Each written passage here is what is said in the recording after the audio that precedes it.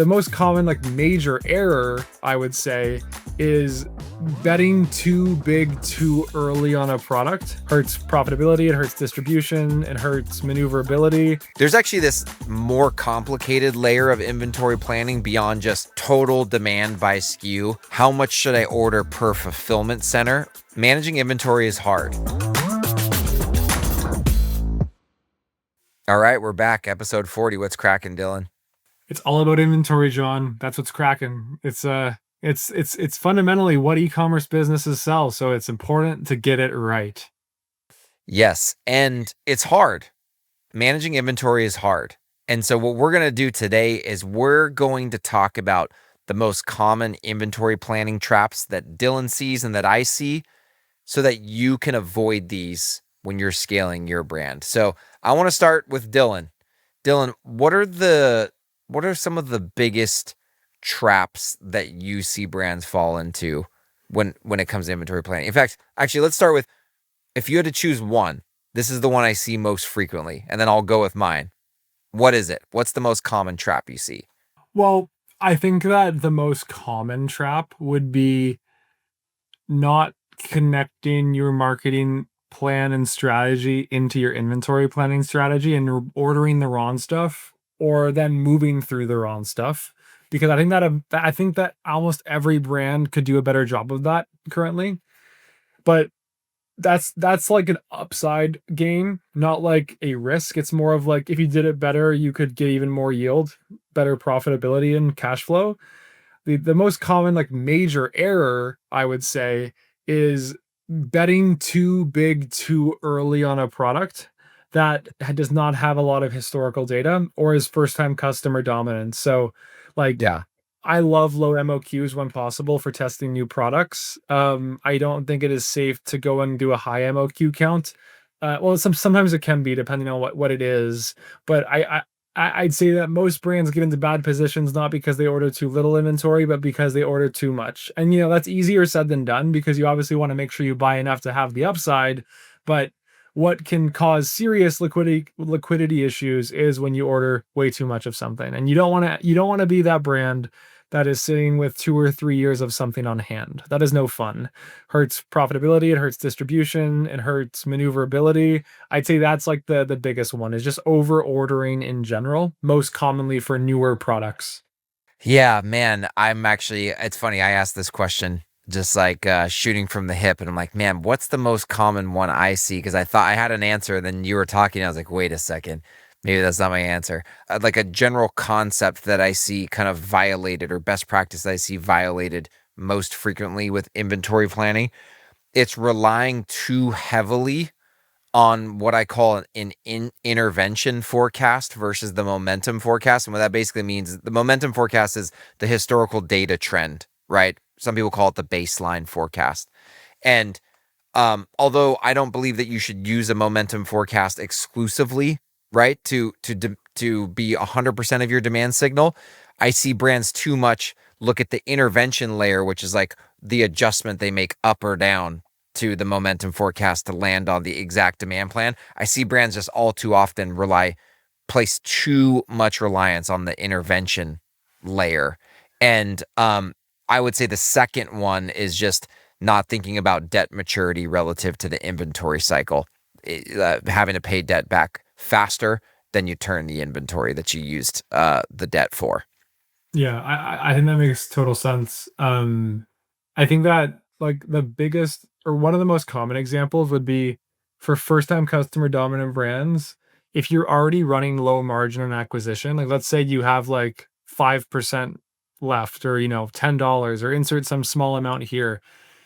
If that margin compresses and you no longer have the ability to move the units at a profit, that is when you have serious issues where you can maybe move them cash flow positive, but depending on your margin profile, it can get real sketchy real fast. So I find that the riskiest businesses to over order would be, say, like a brand where your break even ROAS is a 1.3 and you're currently running at 1.35, and all of a sudden it's 1.1. What do? It's barely cash flow positive because you're still spending $100 on ads to get $110 of revenue, and you're losing money. when you have those like very tight margin situations on acquisition, ideally you're just not there in the first place. But let's just say Yeah. you are. When you are in that situation, you want to be very, very careful not to over order, because you as a brand likely have very little ability to move through those units if you have to.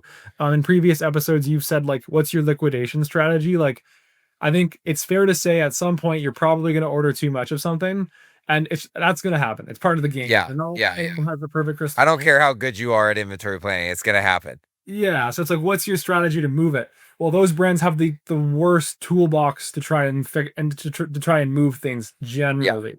So whereas on the flip side, I was talking, like, I've been talking to some high LTV brands lately about like planning. And let's say you had your forecast, that's your base case, and then you have like a stretch goal that you want to go for. Sometimes I'm like, if you have a decent balance sheet position, you can even order even a little bit in excess of your stretch goal, because worst case, instead of moving them in 3 months, you may move them in 5 because it's high LTV. And even if you have like the worst scenario play out, because of how high LTV the business is, it's fine. Whereas in some of these super like tight first time customer dominant brands, the bad scenario may literally mean like a 50 or 60% reduction in monthly revenue. Yeah. That sounds crazy to most brands, but those brands do exist. And when that happens, that can dramatically change the outcome of how fast you move through units. And depending on how you finance it all, can be really, really difficult. So I kind of That's gave a interesting. ton of different examples there, but those are some of the ones that are the hardest to navigate and when I would be the most cautious about.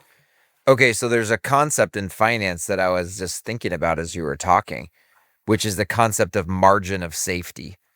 If like anyone has ever read or followed any content by Charlie Munger or Warren Buffett, they talk about this concept of margin of safety when they go, make an acquisition of a stock on the public markets, and it's like it's an assessment of like what's the cushion you have on that bet that you're placing, um, where like if you're wrong and there's a reduction in like economic unit economics or whatever profitability, like how much can you sustain? What is that margin of safety between like the basis of the bet you're placing and like it becoming unprofitable? And they have this general rule of like every bet that they place, they want at least a 25% margin of safety. So like even what they're saying in them buying stocks on the public markets is that, hey, we've done all this analysis, but we still might be wrong. So we want a 25% cushion, right? And going back to your example of like already being dangerously close to your break even ROAS, right? You're basically saying, if let's say that you're contemplating a big inventory purchase, you're basically placing a bet with almost no margin of safety, right? When it comes to profitability. And so I think that's really important. And I think there's another, this is actually not the same definition of the word margin. There's the marginal impact, meaning the next dollar, right? There's this other thing, because you're talking about ad spend and ROAS, that like probably your marginal ROAS, the ROAS on the next dollar of increased ad spend is probably going to go lower, right? Or at least at some point is going to go lower depending on how fast you're scaling. So at some point, when do you cross that line where every additional increased dollar of ad spend is now unprofitable? So I mean, those are definitely really important next level things to think about. What I'm curious, this is like this is front and center in every demand planning conversation that I've ever been a part of with a brand.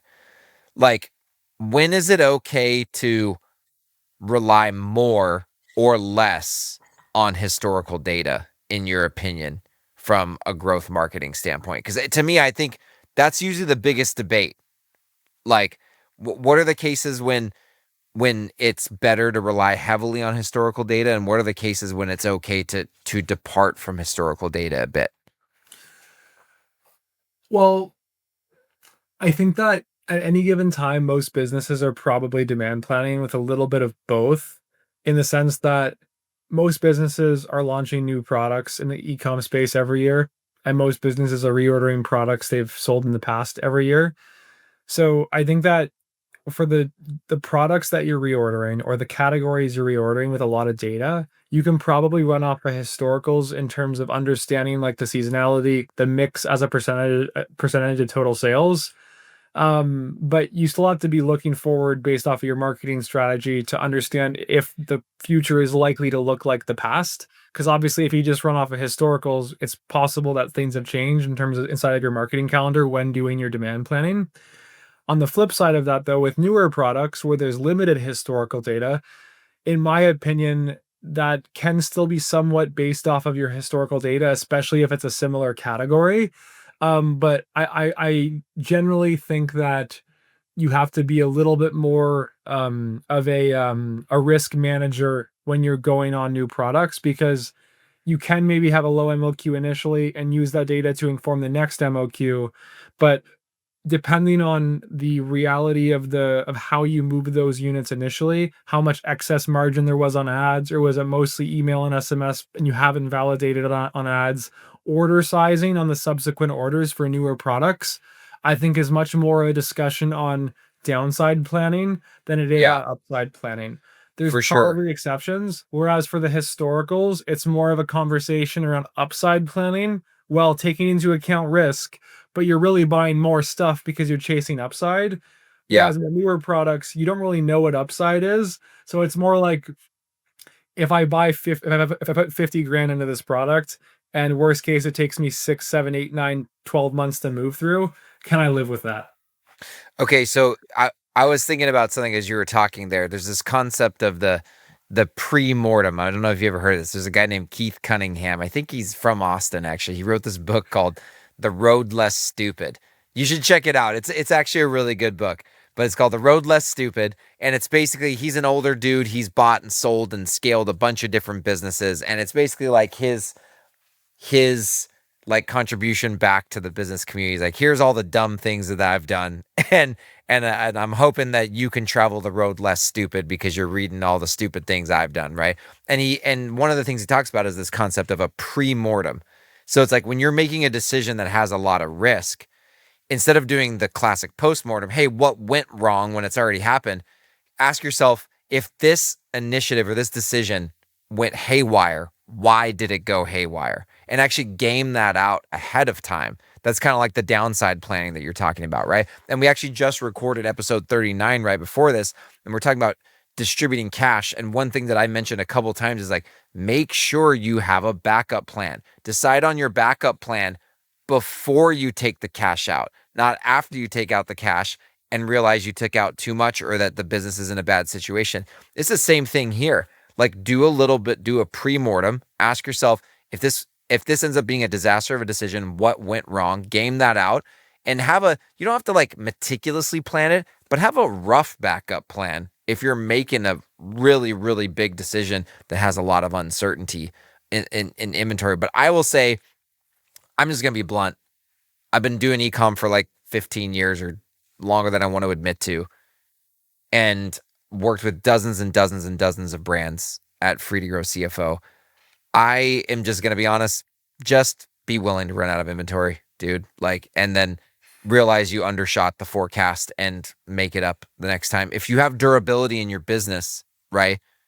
You just created scarcity. People are going to want it. The only time that it's like bad to run out of stock in my opinion is like if you didn't have durability in the first place, so you're just trying to capture demand before competition comes in and just like compete your margins down to zero. And if you're in that situation, then But on the flip side, you don't want to be left holding the bag if competition comes in and you still have units to sell. no, 100%. So we talked about, I don't know what episode it was. Remember we were talking about those guys that we both know. We've worked with them. You guys have. That like they start these kind of gimmicky type brands. Mm-hmm. They scale it up to like 10 million-ish or so. They make a lot of money. They know that eventually someone's going to compete them down to zero.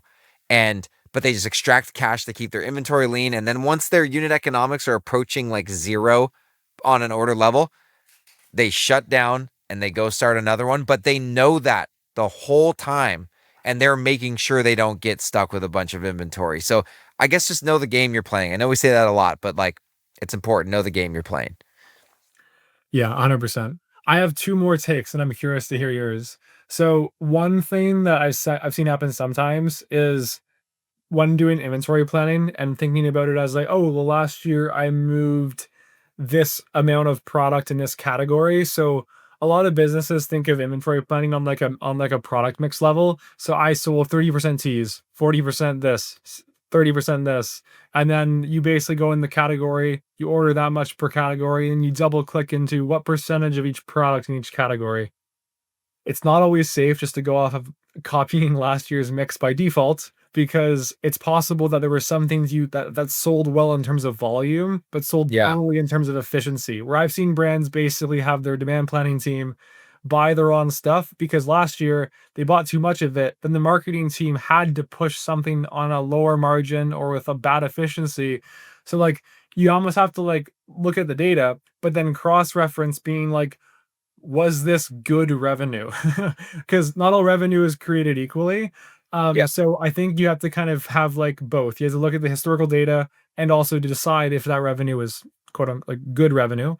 The other thing that I've seen, and again, these are more like niche things, not every brand, higher SKU count stores, that's maybe more relevant to the last 2 points. But one difficult conversation is if you have finite cash, how much of everything do you want to order? Some brands have 3 4 items on average per order, and a lot of the times there's like 1 or 2 hero SKUs and like an array of complementary SKUs that people kind of bundle or buy with those products. And if you don't buy enough of the complementary items or the right complementary items, things can go bad. Meaning, like, think about your AOV and how people bundle, even if it's not effectively a real bundle they're buying, but they're buying a suite or a basket of products.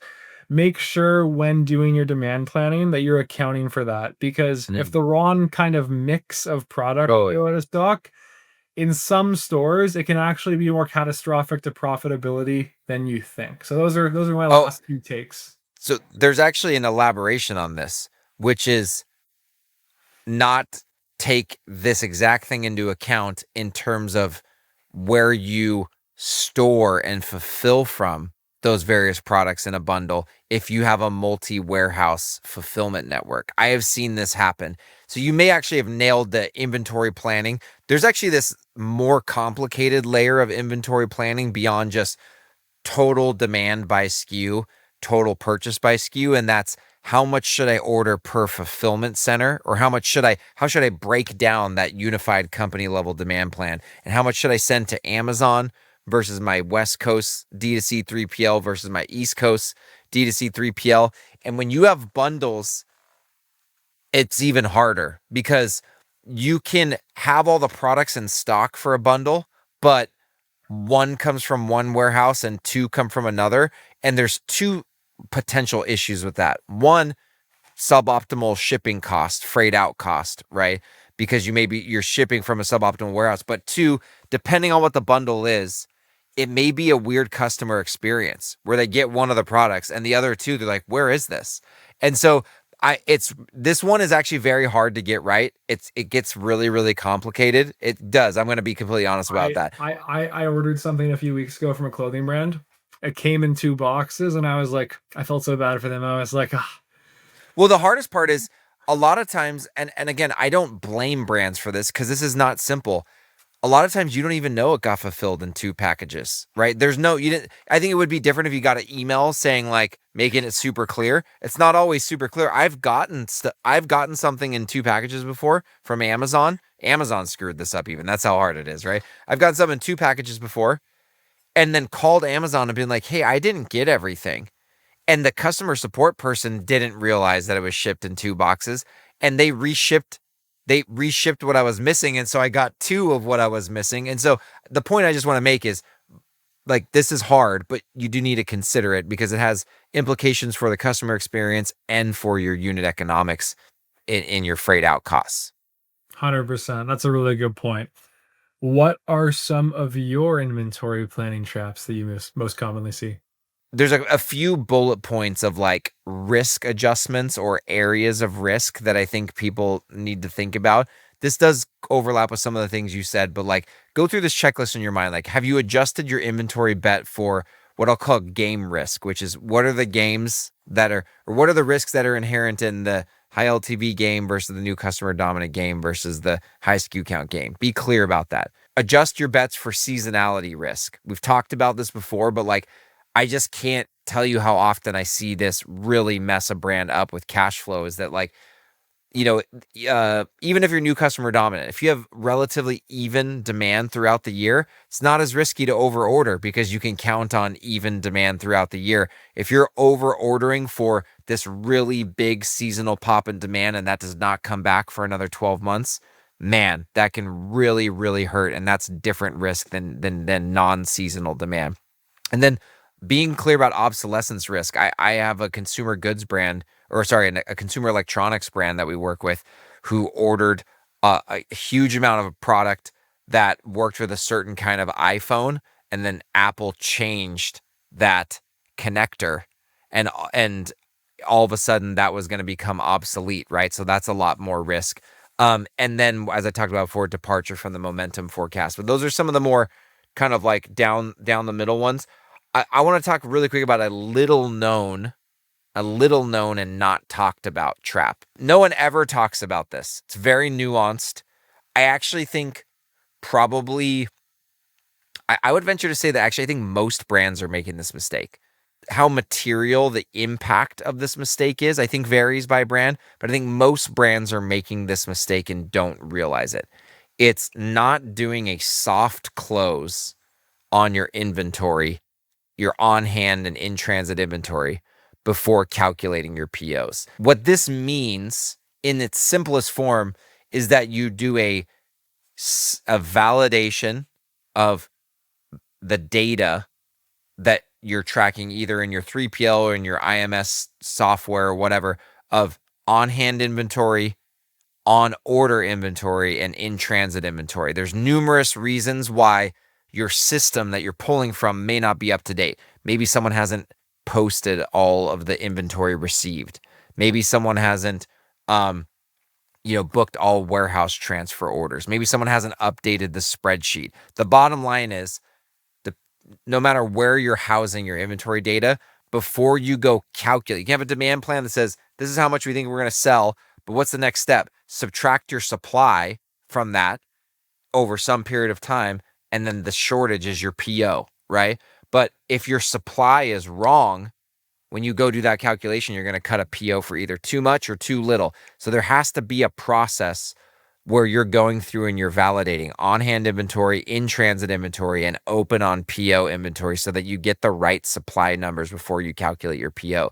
When I worked in a factory, a really complicated inventory planning environment, we used to do what's called MRP, which is basically inventory planning for manufacturing, on Thursdays. And so on Wednesday, a bunch of people in the company had a checklist that had to be done by the end of the day. The receiving guy had to make sure everything that had arrived got posted into the system before the end of the day.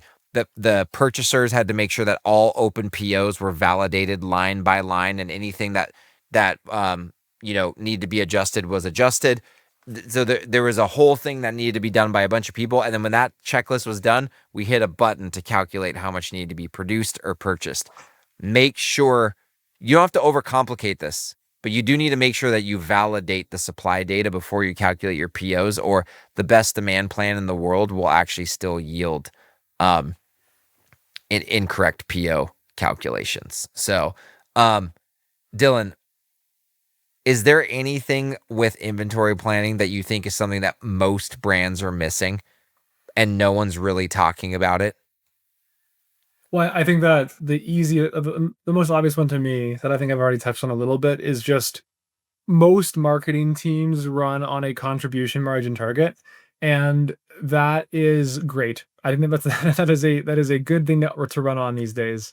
However, contribution margin has to be of the right goods to the right products, and I think that marketing also has to have context into your inventory position and have some sort of category or product based targets, and also have a say in the demand plan. I think if you're trying to do all of this as optimal as possible, that is crucial. Because if you're trying to not only get the best profit, but also the best cash flow, that workflow that you establish in your organization from an information standpoint, I think is something that is just not commonly done. And it is most important the more SKUs you have, because you have more potential to focus on one or another. So I think that is probably the most common trap that I see. I think the other one, and it's a simple one too, would be just over ordering in general. And again, like it's kind of a boring answer, but I still see it time and time again, especially with like brands where they're not really as disciplined with in terms of forecasting. They're more just saying this is what I want to do, and they're buying for what they want to happen.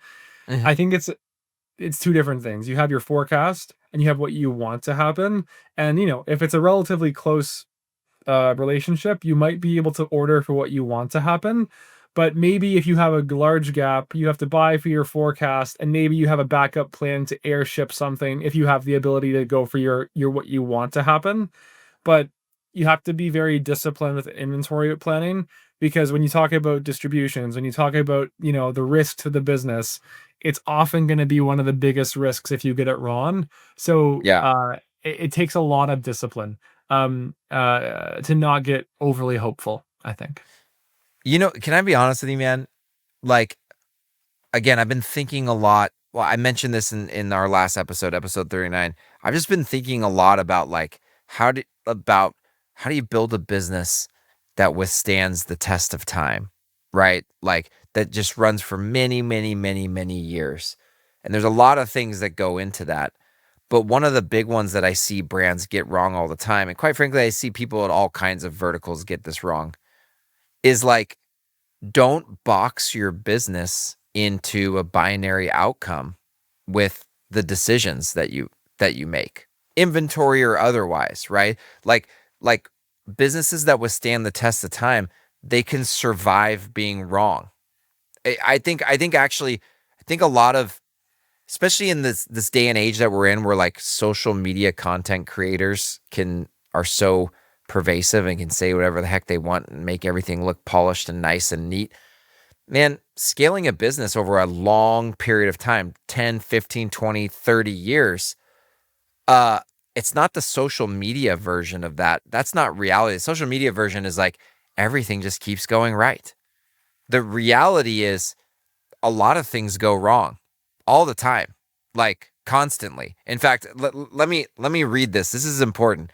I sent this to my wife because she's my wife, so we're in business together as far as I'm concerned. Alex Hermosi, you guys all probably all heard of him.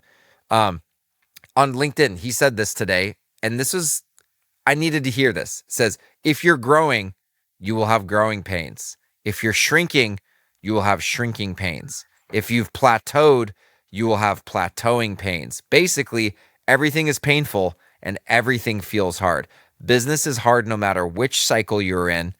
It's going to suck, and it's going to be painful at all stages, going up, going down, or staying the same.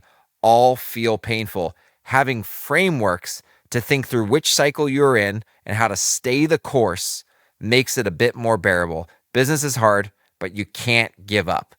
And honestly, so much of what we talk about on the Ecom Scaling Show, and today is no different, is like, how do you make decisions to try to capitalize on opportunity, but like live to fight another day so that you can go through the hard yet also enjoyable journey of scaling a business for decades, right? And so, look, that's maybe I'm landing the plane right now. That's my final thought. Like, my final thought on this topic is like, everything that we've explained here is just tips, tricks, traps to avoid so that you make inventory decisions that push you a little bit closer to where you want to go, but allow you to run your business for 10, 15, 20, 30, 40 years if you're wrong along the way, because you will be wrong sometimes. So I think that's my final thought. What's your final thought, Dylan?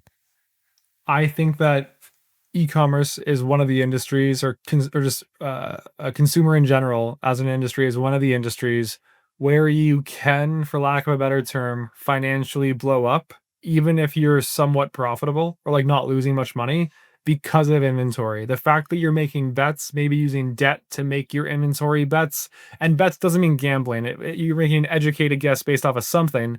But if that is not if the risk is not properly managed, the outcome can be bad to a degree that some other industries may not have. And every industry has a pro and a con, but just Sure. understand that if you're an e-commerce operator doing inventory planning, getting it optimally right is one thing, and no one ever gets it perfect over a long period of time. And then you also have somewhere in the middle where you can maybe be okay, and then down here is very, very risky, and it's a risk that other industries don't have. And depending on your skill set and what you've kind of, how and the state of your business, oftentimes it's kind of this boring, messy, annoying thing you have to deal with that, isn't the most fun, but really putting time and energy and investment into it can sometimes yield a really, really strong outcome for you. So I just think that, like, it's an under talked about thing in our space and is probably something that more brand owners or founders should be focused on. Boom. I don't have anything else to say. Episode 40 is a wrap. Peace.